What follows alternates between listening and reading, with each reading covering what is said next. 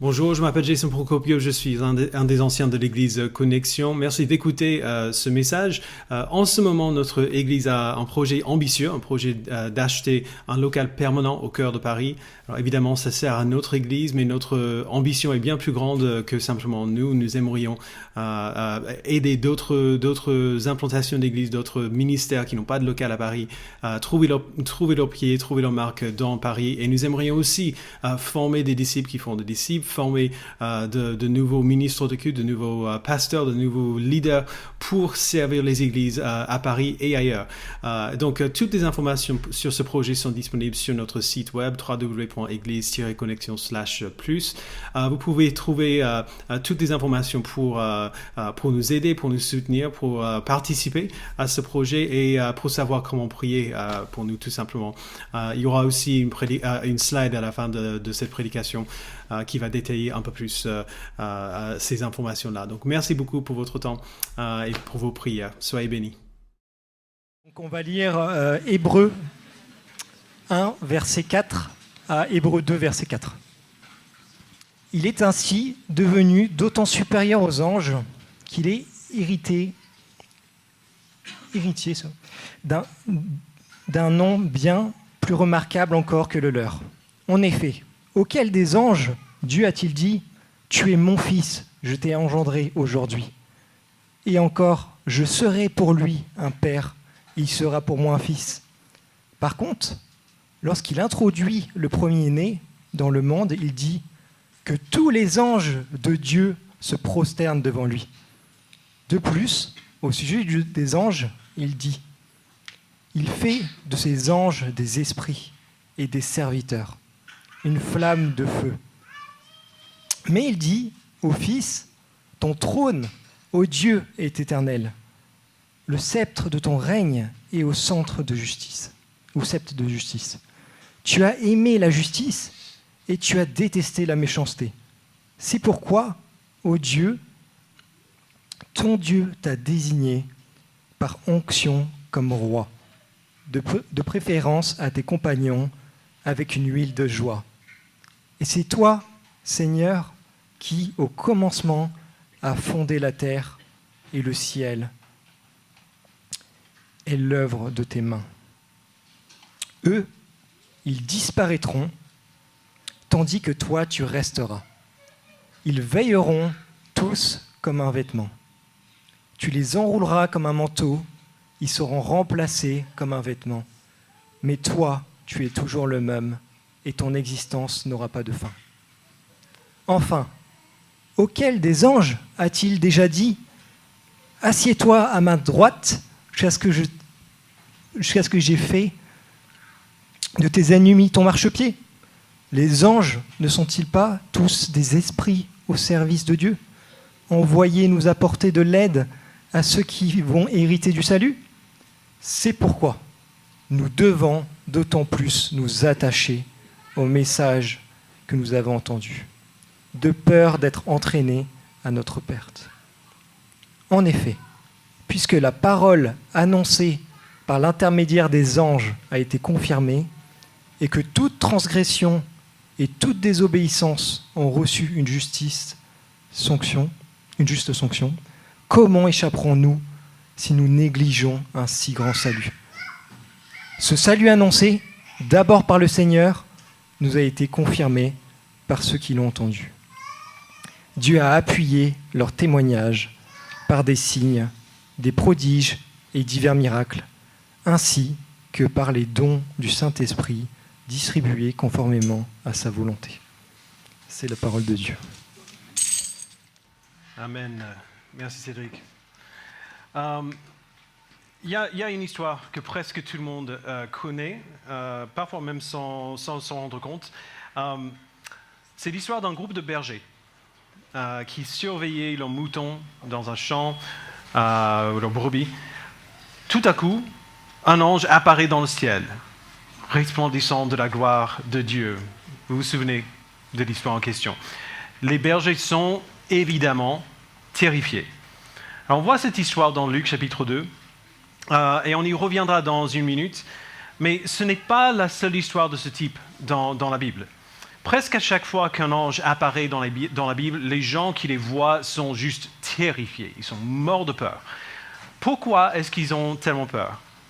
Alors la Bible n'est pas très explicite sur l'apparence des anges, et certains anges sont décrits de manière différente, souvent de manière très étrange, comme si l'auteur avait du mal à trouver des mots pour décrire ce qu'il avait vu. Mais la Bible nous apprend quand même certaines choses à leur sujet. Tout d'abord, elle dit que les anges existent, que ce n'est pas des histoires de légende, des personnages de fiction, ce sont des êtres réels. Les anges sont des êtres spirituels créés par Dieu. Et alors, ils ne sont pas physiques, au moins ils prennent rarement une forme physique. Les anges existent bel et bien et sont des serviteurs de Dieu. Et enfin, les anges sont très, très, très puissants. Non seulement ils sont puissants, quand un ange est envoyé par Dieu, il brille souvent de la gloire de Dieu, comme on le voit dans l'évangile de Luc. Il serait difficile pour un croyant du 1er siècle d'imaginer un être plus puissant ou plus impressionnant qu'un ange. Alors, cela dit, revenons à Luc chapitre 2.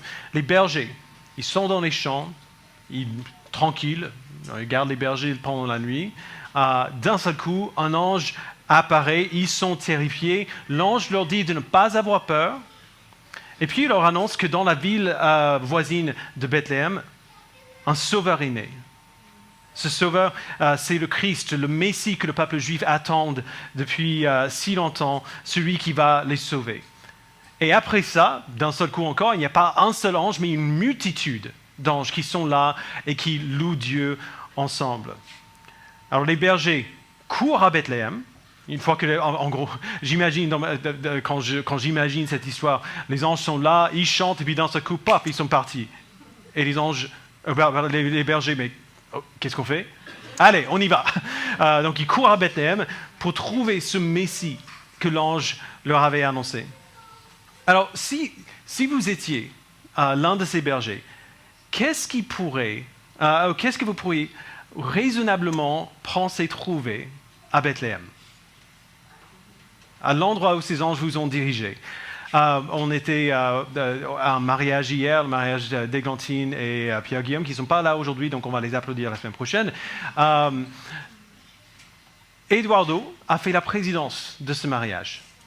Okay? Il était un peu maître de cérémonie, il faisait des annonces au début, il a introduit un peu la cérémonie.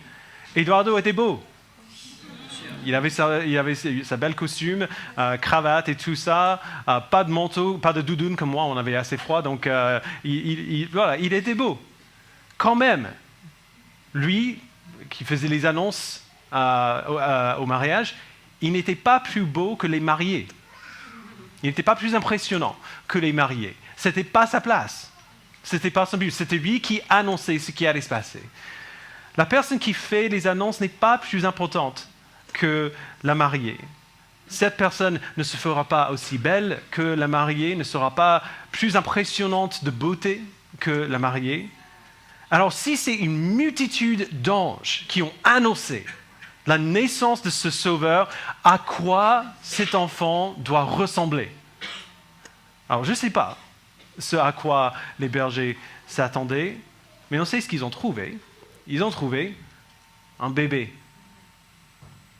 Un bébé qui avait l'air très ordinaire, avec 2 parents qui avaient l'air ordinaires aussi, qui étaient ordinaires.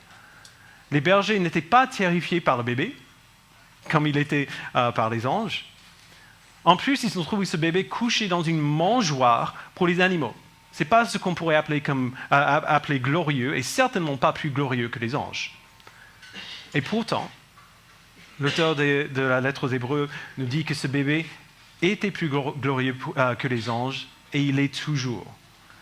C'est sur cela que l'auteur insiste dans cette deuxième partie du chapitre 1 de la lettre aux Hébreux. La semaine dernière, on a vu juste les versets 1 à 3. On a vu que Dieu s'est révélé parfaitement en son Fils, Jésus-Christ, ce bébé né dans la crèche, qui a grandi, qui a vécu une vie sans péché, qui est mort pour nous purifier de nos péchés, qui est maintenant assis à la droite de Dieu. À partir du verset 4, l'auteur approfondit encore son argumentation en faisant des contrastes répétés entre le Fils d'un côté et les anges de l'autre. Il montre au fil de ces versets que le Fils, Jésus-Christ, est de loin supérieur aux anges. Et il donne 3 raisons pour cela. La première raison pour laquelle Christ est supérieur aux anges, c'est sa relation avec le Père. C'est le fait que c'est le Fils. Relisons encore verset 4. Le Fils est ainsi devenu d'autant supérieur aux anges qu'il a hérité d'un nom bien plus remarquable encore que la leur. En effet, auquel des anges Dieu a-t-il déjà dit « Tu es mon Fils, je t'ai engendré aujourd'hui. » Et encore, je serai pour lui un père et il sera pour moi un fils. Par contre, lorsqu'il introduit le premier-né dans le monde, il dit que tous les anges de Dieu se prosternent devant lui. De plus, au sujet des anges, il dit il fait de ses anges des esprits et de ses serviteurs une flamme de feu. Alors, juste un petit mot sur ce que vous voyez. D'ailleurs, gardez vos Bibles bien devant les yeux. Je ne les affiche pas, les versets. Si vous avez la Bible devant vos yeux et vous voyez certains versets qui sont dans un format un peu différent, par exemple en italique, comme dans la seconde 21 que nous lisons ce matin, ce changement de format, c'est la façon dont le traducteur nous indique qu'il s'agit ici des citations de l'Ancien Testament. Alors, dans les citations qu'on voit ici, qui sont principalement tirées des psaumes, on voit Dieu parler du Messie. Alors, la raison pour laquelle ça semble peut-être un petit peu aléatoire, ce que l'auteur dit, c'est parce qu'il cite des versets qui ont été écrits il y a bien longtemps avant, des versets qui parlent du Messie. Combien d'anges, et c'est ça l'essence de son message ici dans ces premiers versets, combien d'anges peuvent dire qu'ils ont été appelés fils de Dieu? Aucun. En plus de ça, il dit les anges adorent ce Fils, ce premier-né que Dieu met au monde. Ils lui sont naturellement soumis. Les anges sont des êtres puissants qui servent Dieu, mais ils ne sont pas dignes d'être adorés. Le Fils, lui, il l'est. Il donne des ordres aux anges et il leur donne le pouvoir d'exécuter ces ordres. Alors tout ça peut nous sembler assez évident aujourd'hui, parce qu'on a entendu cette histoire pas mal de fois, mais souvenez-vous de l'époque à laquelle l'auteur écrit. Les personnes à qui il écrit, c'était des contemporains de Jésus. Ils ne l'ont peut-être pas tous vu de leurs yeux, alors pour certains oui, mais pas tous. Mais l'auteur n'écrit cette lettre qu'une trentaine d'années après la mort et la résurrection de Christ. Les gens qui lisent cette lettre savent que Jésus était un homme. Ils ont accepté Christ, ils croient en lui, mais ils se souviennent toujours de l'époque où Christ était là. Ça aurait été difficile de saisir, même si on croit intellectuellement, ça aurait été difficile de saisir pleinement à quel point Jésus est glorieux. Et c'est pour ça que l'auteur compare le Christ aux anges. Les anges sont des êtres auxquels ces lecteurs croient et qui leur inspirent la crainte, l'émerveillement. Et ces êtres incroyables, il dit, sont soumis à Christ. Parce que Christ est le Fils. Il a une relation filiale avec le Père qu'aucun autre être, qu'aucun des anges n'a. Donc ça, c'est la première raison. Jésus est le Fils. La deuxième raison pour laquelle Christ est supérieur aux anges, c'est parce qu'il est éternel et immuable. Reprenons la lecture à partir du verset 7. De plus, au sujet des anges, il dit « Il fait de ses anges des esprits et de ses serviteurs une flamme de feu. » Mais il dit au Fils « Ton trône, ô Dieu, est éternel. » Alors, remarquez bien ce qu'il dit. Il cite un verset où on parle à Dieu et il dit que c'est Dieu qui parle au Fils. « Ton trône, ô Dieu, est éternel. Le sceptre de ton règne est un sceptre de justice. Tu as aimé la justice et tu as détesté la méchanceté. C'est pourquoi, ô Dieu, ton Dieu t'a désigné par onction comme roi, de préférence à tes compagnons avec une vie de joie.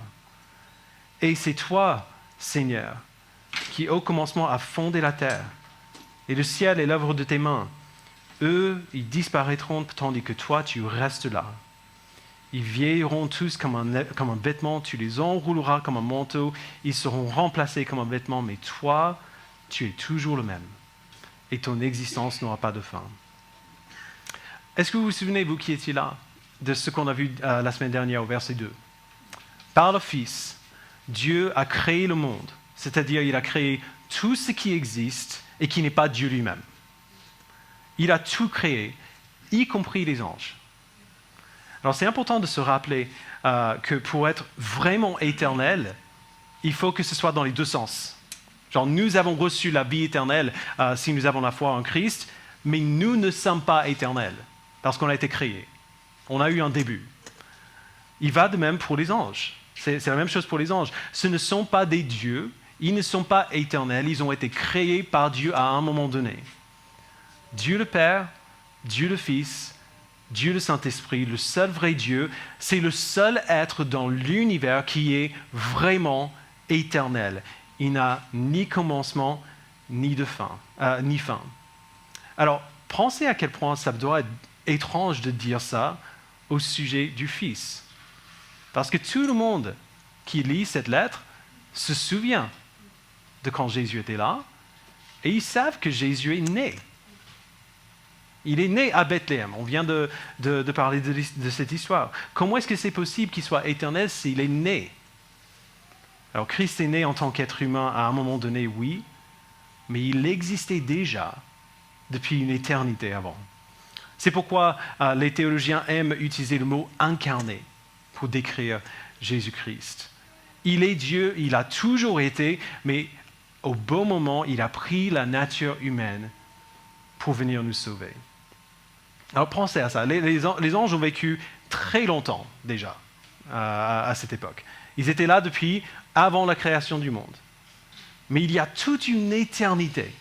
Avant cela, avant que les hommes soient là, il y a toute une éternité avant que les anges n'avaient jamais vu. Mais ce bébé dans la crèche, lui, il l'a vu. Parce qu'il est éternel. Alors non seulement Christ est éternel, mais il est aussi immuable, il ne change pas. Verset 12. Tu les enrouleras, c'est-à-dire la terre et le ciel, comme un manteau. Ils seront remplacés comme un vêtement, mais toi, tu es toujours le même et ton existence n'aura pas de fin. Encore une fois, c'est incroyable de dire cela, de dire au sujet d'un être qui a vécu une éternité en tant que Dieu, puis est devenu un être humain. C'est incroyable de dire qu'un être comme ça est immuable. Il était Dieu pendant une éternité et puis à un moment, il est devenu autre chose, non? Il est devenu un être humain. Comment c'est possible de dire qu'il ne change pas? Eh bien, le mot « devenu » est un peu trompeur. Christ n'a pas cessé d'être Dieu, simplement parce qu'il a pris une nature humaine. Lorsqu'il a pris notre nature humaine, il a fait quelque chose qu'il n'avait jamais fait, mais il est resté le même Dieu qu'il avait toujours été, et il est toujours ce Dieu aujourd'hui. Il est toujours le même Dieu puissant, sage, souverain et joyeux qu'il est depuis une éternité. Et enfin, troisième raison pour laquelle Christ est supérieur aux anges, c'est à cause de la victoire qu'il a acquise. Verset 13. Enfin, auquel des anges a-t-il déjà dit, « Assieds-toi à ma droite, jusqu'à ce que j'ai fait de tes ennemis ton marchepied » Les anges ne sont-ils pas tous des esprits au service de Dieu, envoyés pour apporter de l'aide à ceux qui vont hériter du salut? Le verset 13 cite le psaume 110, verset 1. C'est une prophétie dans laquelle on voit Dieu parler au Messie, le Christ. Et c'est pour ça qu'on l'énonce comme ça. Christ est assis à la droite de Dieu, la position d'autorité ultime. Toutes choses sont sous ses pieds et il attend le moment où ses ennemis seront entièrement vaincus. Les anges, bien qu'on les voit mener des combats, des batailles dans la Bible, les anges ne peuvent pas revendiquer une telle victoire pour eux-mêmes. Leur victoire n'est pas la leur, mais celle de Dieu, parce que c'est lui qui leur donne le pouvoir et les moyens de combattre pour lui. Les anges, pour le dire autrement, ne sont pas des champions. Les anges sont des esprits au service. Ils servent Dieu. Mais en plus, l'auteur nous surprend en disant que les anges sont aussi au service de nous, c'est-à-dire de tous ceux qui ont hérité du salut, comme il dit au verset 14. Alors là, il faut qu'on s'arrête un instant.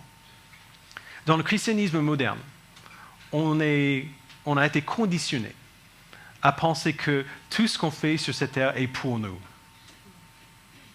C'est pour nous. On ne le dit pas comme ça. On ne dirait pas à haute voix dans l'Église, ou rarement en tout cas, dans certains endroits. Mais c'est quand même un sentiment qui se glisse assez subtilement dans nos pensées, par les paroles des chants qu'on chante parfois, dans les prières qu'on entend les uns et les autres prier. On a été conditionné à nous considérer comme tellement précieux aux yeux de Dieu qu'il ne pouvait pas faire autre chose que de nous sauver. Alors c'est vrai qu'on est précieux aux yeux de Dieu, mais c'est possible que nous soyons devenus insensibles au choc de cette vérité-là, au choc de la vérité que nous sommes précieux aux yeux de Dieu. Alors c'est utile quand on lit ce texte de nous rappeler de quoi nous parlons. Lorsque les gens rencontraient les anges dans la Bible, ils étaient pétrifiés, comme on a dit.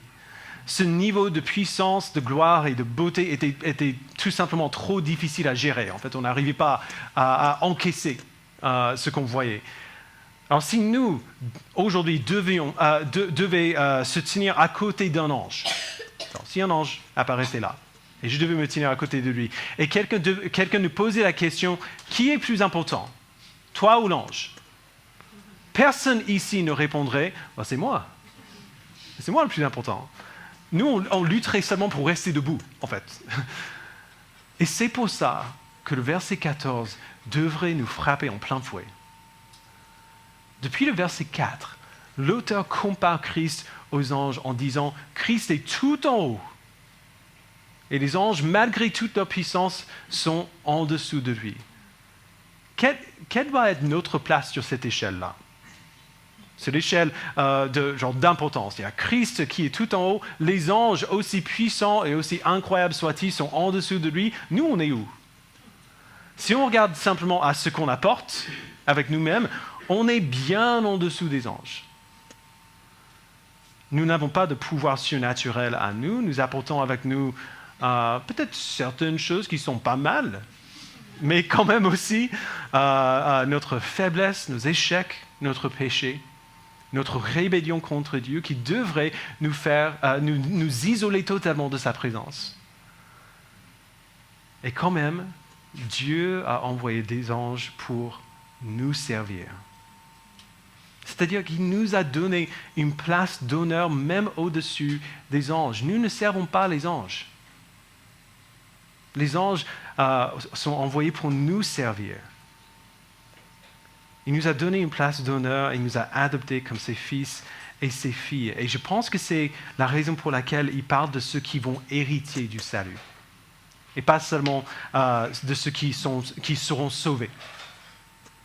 Je pense qu'il formule ainsi pour rappeler les versets 2 et 4, lorsqu'il parle du Fils qui est héritier de toutes choses, héritier du plus grand de tous les noms en raison de sa relation filiale avec le Père. Les inconnus n'héritent pas d'autres inconnus. Les enfants héritent de leurs parents. Christ a hérité de toutes choses parce qu'il est le Fils du Père. Et nous avons hérité du salut parce que nous avons été adoptés comme fils et filles de Dieu.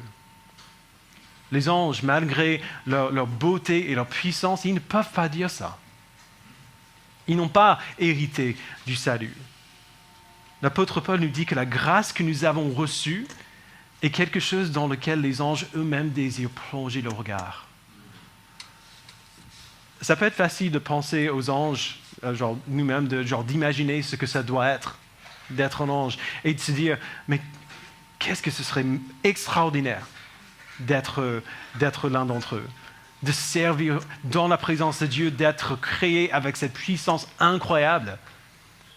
Eh bien, les anges nous considèrent et se disent « Qu'est-ce que ce serait merveilleux d'être l'un d'entre eux ?» De pouvoir faire l'expérience de la grâce imméritée et de la miséricorde de Dieu, de recevoir le don du Fils qui est mort pour eux et de l'Esprit qui vit en eux, ce serait tellement merveilleux d'être l'enfant de Dieu. Le Fils de Dieu qui est infiniment plus grand que les êtres les plus étonnants de la création, a fait la purification pour nos péchés. Il nous a donné une révélation parfaite de qui est Dieu. Il a vécu, il est mort, il a été ressuscité pour appliquer son œuvre à nous. Alors, j'espère que vous voyez ce que l'auteur est en train de faire par cette exposition magistrale de la grandeur du Fils. Toutes ces descriptions et ces comparaisons sont là pour enflammer notre imagination, pour nous choquer de la grandeur de Christ. Et il faut qu'on soit choqué. Il faut qu'on soit bien éveillé par ces informations. Parce que si on ne l'est pas, on ne répondra jamais à ces vérités comme il faut. Alors du coup, quelle est la réponse appropriée à ces vérités? L'auteur nous donne une réponse très claire au début du chapitre 2. Puisque nous avons reçu une telle grâce de Dieu, puisque le Fils a repris sa place légitime de victoire et d'autorité, et puisqu'il a fait de nous les héritiers du salut qu'il a obtenu pour nous, il dit au verset 1 du chapitre 2, « C'est pourquoi nous devons d'autant plus nous attacher au message que nous avons entendu, de peur d'être entraînés à notre perte. En effet, puisque la parole annoncée par l'intermédiaire des anges a été confirmée et que toute transgression et toute désobéissance ont reçu une juste sanction, comment échapperons-nous si nous négligeons un si grand salut? Ce salut annoncé d'abord par le Seigneur nous a été confirmé par ceux qui l'ont entendu. Dieu a appuyé leur témoignage par des signes, des prodiges et divers miracles, ainsi que par les dons du Saint-Esprit distribués conformément à sa volonté. » Alors, ici, on voit un argument qui va du plus grand au plus petit. Pardon, inversement, du plus petit au plus grand. Christ est clairement plus grand que les anges. Les anges sont clairement plus petits que lui. C'est ça qu'il a établi au chapitre 1. Alors, lorsque l'auteur parle du message déclaré par les anges, il parle de la loi. Il s'agit de l'Ancien Testament ici. Alors, c'est un peu mystérieux de quoi il parle ici, mais on le voit à plusieurs endroits. On le voit dans Deutéronome 33, Acte 7, Galates 3. On voit que les anges ont été impliqués dans la transmission de la loi au peuple de Dieu. Alors, en quoi est-ce que leur participation consistait? Je ne sais pas exactement. Mais ce n'est pas ça le but de l'auteur. Il n'essaie pas d'expliquer exactement comment ils ont fait les choses. Ce qu'il veut dire par cela, c'est que tout ce qui a été annoncé dans l'Ancien Testament s'est avéré vrai. Lorsque Dieu a dit qu'il ferait quelque chose, il l'a fait. Lorsqu'il a dit que toute transgression ou désobéissance recevrait une juste sanction, il a dit la vérité. Et ce message, annoncé par les anges, était fiable. Du coup, si ce message annoncé par les anges était fiable, combien plus fiable encore est la bonne nouvelle que le Fils de Dieu lui-même nous a annoncée, qui a été transmise par ceux qui l'ont entendu de première main et que Dieu a prouvé par les signes et les prodiges qu'il a accomplis dans l'Église. Si ce que les anges ont dit s'est avéré vrai, combien plus digne de confiance est ce que le Fils de Dieu lui-même nous a dit. Alors il dit tout ça pour enfoncer le clou. Nous devons d'autant plus nous attacher au message que nous avons entendu, de peur d'être entraînés à notre perte. Comment échapperons-nous si nous négligeons un si grand salut? Alors bien sûr, ça peut mettre certaines personnes mal à l'aise parce que l'auteur, on l'a dit la semaine dernière, il s'adresse aux chrétiens ici. Est-ce qu'il est en train de dire que les chrétiens qui ont été réellement sauvés par la foi en Christ aujourd'hui peuvent d'un seul coup ne plus être sauvés demain? Non, ce n'est pas ce qu'il dit. Il fait ici deux choses qu'on voit assez souvent dans la Bible. D'abord, il utilise un avertissement pour nous protéger. Dieu fait souvent ça dans la Bible. Il nous parle comme un parent parle à son enfant. Un parent dont tout petit, il y en a plusieurs derrière, vous le savez bien, on dit constamment, des choses comme « Non, ne mets pas ta main dans le feu. Non, le feu, non, ne touche pas à ça. Ne mets pas ta main dans le feu. Si tu mets ta main dans le feu, tu te brûleras. » Alors, dans un sens, c'est vrai. Évidemment, si l'enfant met sa main dans le feu, il va se brûler. Mais si on dit ça, ce n'est pas parce que ça va arriver. Ce n'est pas parce que c'est certain que nos enfants vont tous se brûler les mains dans le feu. On dit ça pour empêcher que cela n'arrive. Lohan et moi, on l'a dit à Jack et Zélie quand ils étaient petits, et Dieu merci, ni l'un ni l'autre n'a mis sa main dans une flamme. Ils ne se sont jamais brûlés. Dieu utilise constamment des avertissements, non pas pour nous paralyser par la peur de l'échec, mais pour nous protéger de l'échec. Il nous donne cet avertissement pour nous aider à réaliser qu'il y a peut-être des domaines de notre vie où on a commencé à dériver un peu, où on a commencé à négliger notre salut. Et il nous dit, attention, ne faites pas ça, prêtez attention au message que vous avez entendu, soyez vigilants. Donc il dit ça pour nous protéger, mais ce n'est pas tout. Il utilise aussi cet avertissement pour éveiller. L'auteur de ce livre est conscient qu'à chaque fois qu'on s'adresse à une église, à un groupe de personnes, il y a bel et bien dans la foule des gens qui sont de vrais croyants, qui ont vraiment placé leur foi en Christ, qui sont engagés à le suivre. Mais il y a aussi des gens qui n'en sont pas encore là. Il y en a qui sont présents, mais qui ne croient pas encore. Et il y en a qui font semblant de croire, mais qui ne sont pas vraiment des disciples de Christ, qui ne le suivent pas vraiment. Ils ne suivent pas, ils ne vivent pas pour lui, ils savent faire semblant, parce qu'ils sont dans l'église depuis assez longtemps, ils connaissent le jargon, ils savent porter le masque, mais c'est bien un masque qu'ils portent. À ces personnes-là, l'auteur dit, il faut vous réveiller. Il faut que vous vous réveilliez. Vous savez ce que vous devez savoir. Vous avez entendu ce que vous devez entendre.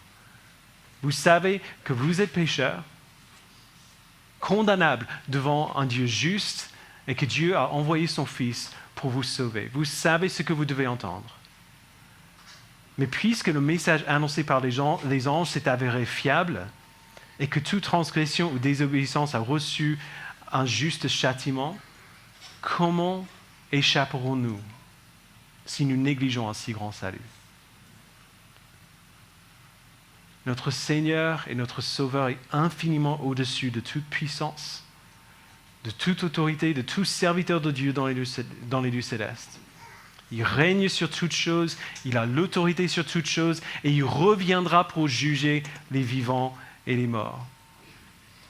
Il a vécu, il est mort, il est ressuscité pour sauver son peuple.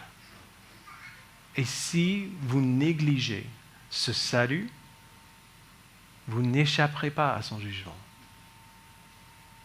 À tous ces différents types de personnes qui pourraient lire ce livre, c'est-à-dire à chaque personne qui est dans cette salle ce matin. À chaque personne, il nous dit la même chose. Ne négligez pas votre salut.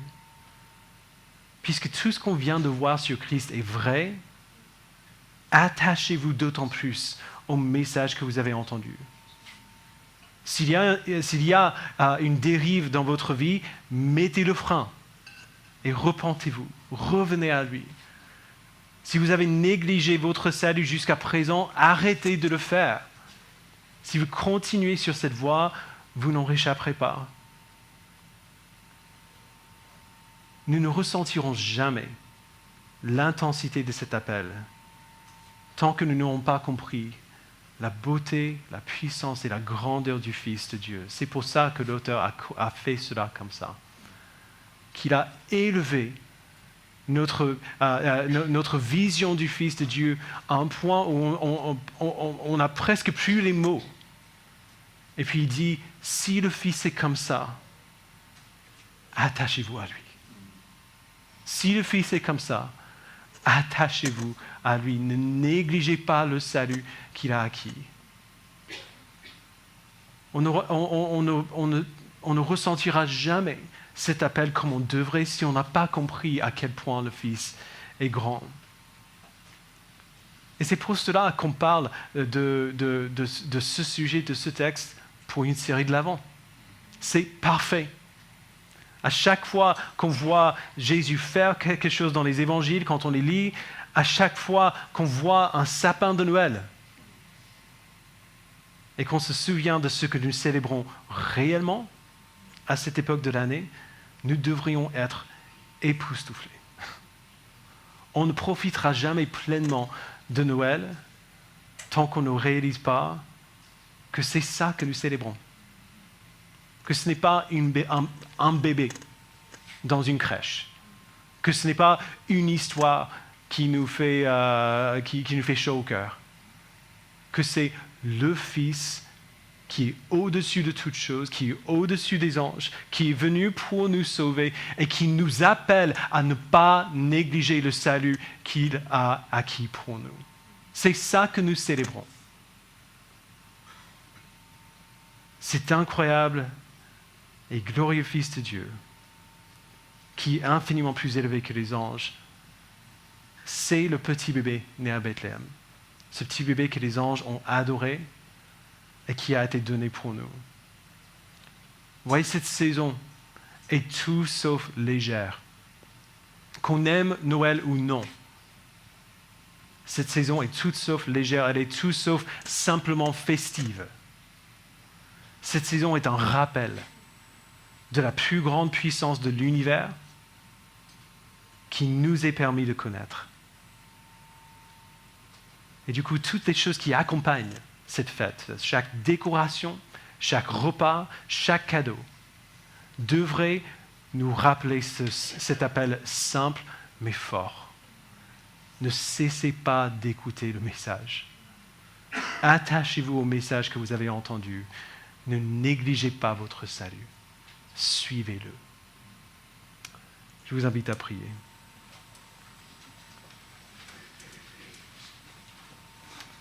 Père, nous te remercions pour le salut que tu as acquis pour nous. C'est tellement facile d'être distrait par des détails de Noël qui nous font chaud au cœur et de laisser de côté la lourdeur, le poids de notre salut, le poids de l'Évangile. Empêche-nous, Père, s'il te plaît, de faire de cette saison une simple fête, de faire de cette saison une saison légère. Permets-nous à chaque fois que nous voyons une décoration de Noël, à chaque fois que nous mangeons un repas, que nous buvons un café à Starbucks qui est assaisonné Noël, qu'on se souvienne à chaque fois que ce n'est pas une simple fête, que ce n'est pas tous ces détails que nous célébrons, que nous célébrons le grand Dieu de l'univers qui s'est humilié pour prendre notre place, pour prendre notre péché sur lui-même, pour se faire punir pour ses péchés à notre place. C'est la vérité la plus incroyable de l'histoire humaine. Ne nous permet pas de passer à côté de cela. Peu importe à quel point nous aimons ou nous n'aimons pas Noël, fais en sorte, Père, que tout ce qu'on voit autour de nous nous rappelle de l'appel que tu nous as donné. Fais en sorte, Père, que nous ne négligions pas notre salut, mais que nous nous attachions au message que nous avons reçu.